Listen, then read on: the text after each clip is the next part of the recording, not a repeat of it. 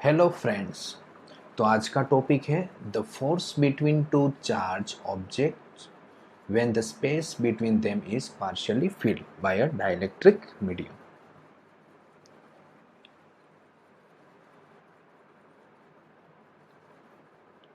देखिए यहाँ पे जो दो चार्ज है उसके बीच स्पेस भी हो एंड पार्शियली डाइलेक्ट्रिक मीडियम से फिल हो, तब क्या होता है, तब फोर्स कितना लगता है वो हमें फाइंड करना है। तो हमको पता है कि Q1 चार्ज है, एक Q2 चार्ज है, दोनों के बीच डिस्टेंस स्मॉल आर है, तो इसके बीच फोर्स कितना लगता है। F is equal to 1/4πε0 Q1 Q2 upon R square coulomb force. यहाँ पे जो स्पेस है, यहाँ पे स्पेस है, दो चार्ज के बीच क्या है, स्पेस।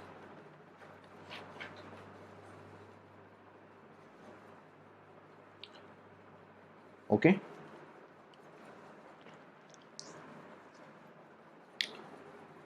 अब देखते हैं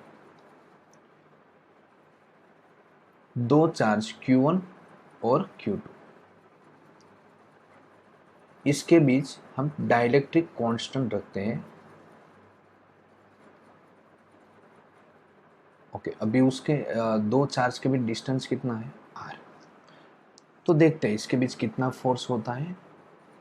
तो F dash is equal to 1/4πε0 K into Q1 Q2 upon R square. अब यहाँ पे देखिए 1/4πε0, यहाँ पे Q1 Q2 K R square, 1/4πε0 Q1 Q2 upon root के इंटू आर ऑल स्क्वेयर। तो इसको क्या कहेंगे, इफेक्टिव डिस्टेंस, इफेक्टिव डिस्टेंस जिसको हम कहेंगे आर डैश। तो R dash is equal to क्या हुआ, स्मॉल आर रूट के।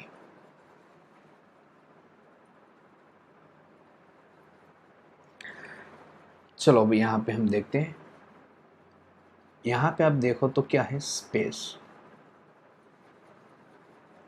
के इज इक्वल टू क्या रहेगा, 1। यहां पे डाइलेक्ट्रिक मटेरियल रखा हुआ है, तो उसका डाइलेक्ट्रिक कांस्टेंट क्या है, के, और उसकी थिकनेस क्या है, स्मॉल टी।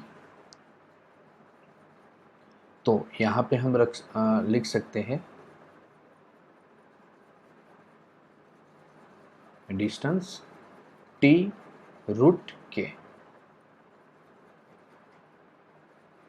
तो ए कितना होगा, आर माइनस टी। ये जो हमने डिस्टेंस लिखा है क्या है, इफेक्टिव डिस्टेंस।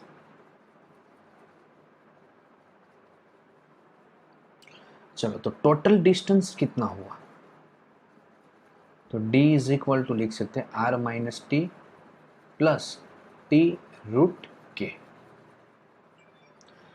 तो अभी एक चार्ज Q1 है, एक Q2 है,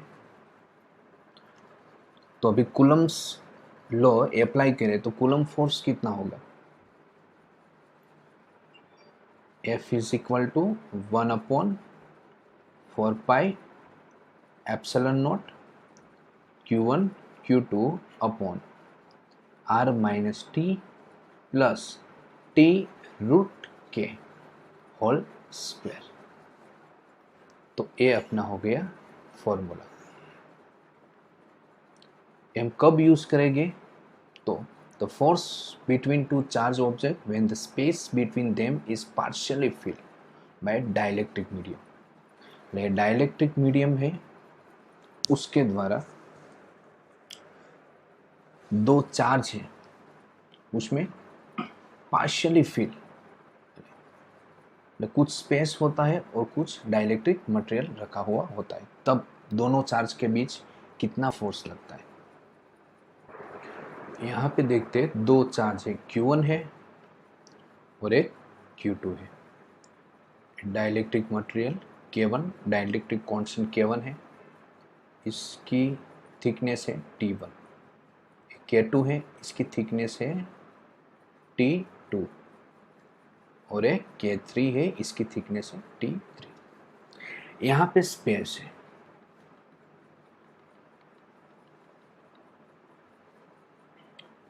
तो दोनों चार्ज के बीच कितना डिस्टेंस है, स्मॉल r। चलो तो ये डिस्टेंस कितना होगा, r minus T1 plus T2 plus T3।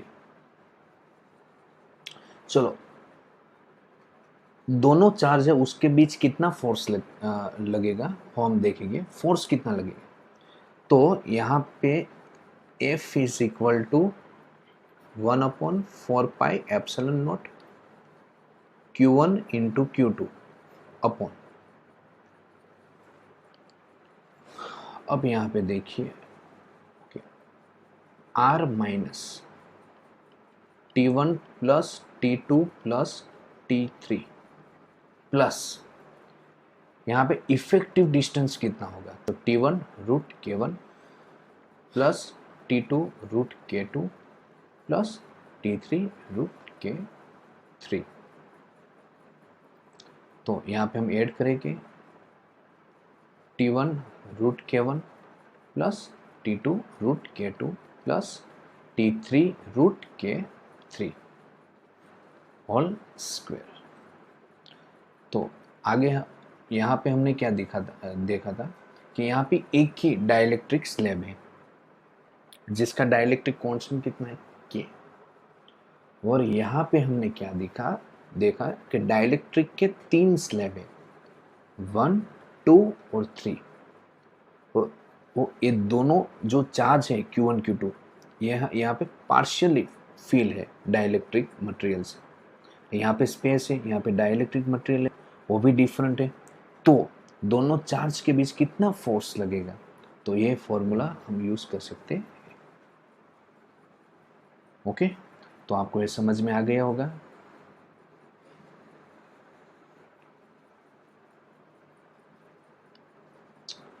Okay, तो नेक्स्ट JEE नीट टॉपिक में हम देखेंगे JEE नीट में जो भी क्वेश्चन पूछे गए हैं उसके बारे में हम देखेंगे।